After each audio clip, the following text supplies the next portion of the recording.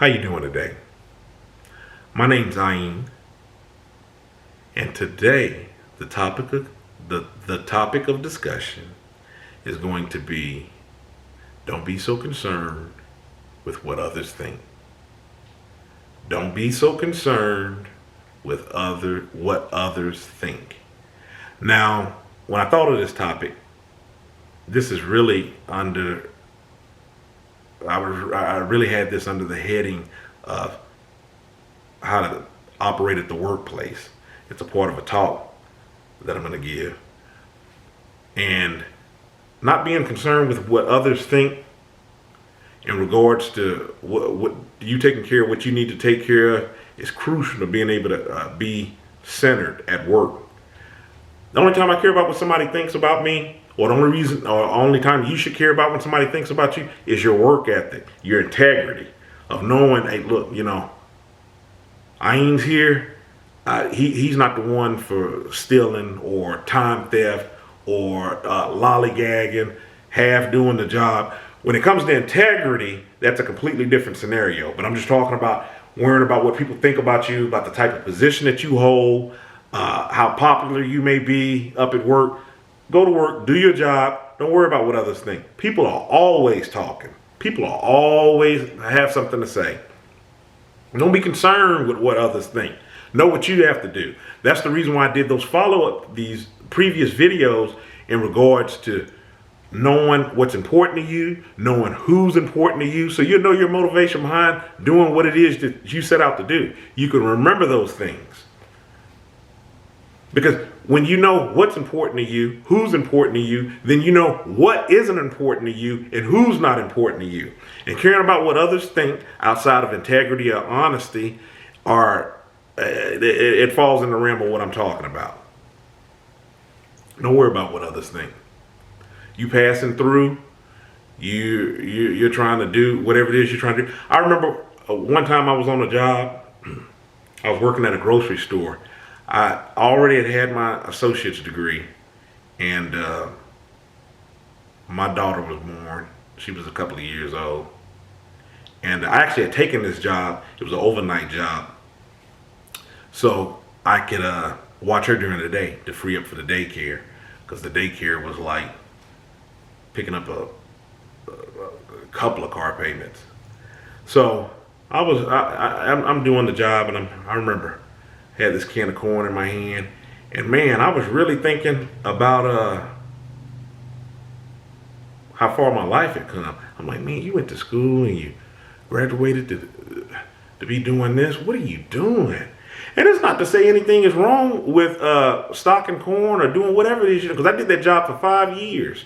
Like 5 years that I'd done that job. There's nothing wrong with that, but it was just that things had taken a different turn from what I had anticipated. I mean, because I didn't have to go to school to put the corn on the shelf. I was happy doing what I was doing. I was in a good mindset, but sometimes those thoughts creep into your head. And I was down. And I remember a friend of mine, a lot of my friends are older, tend to be older than me. I like talking to older people. He hit the corner, and he was like, hey, Ayin, what's going on? And I'm like, hey, how you doing, man? I was just sitting here thinking. And actually, that's not entirely true. I really didn't meet him with because I'm sitting up here trying to think about what I was saying. I really didn't meet him with the, hey, how you doing? I really had met him with the thought that was crossing through my mind there at the time. And it was just, hey, how you doing?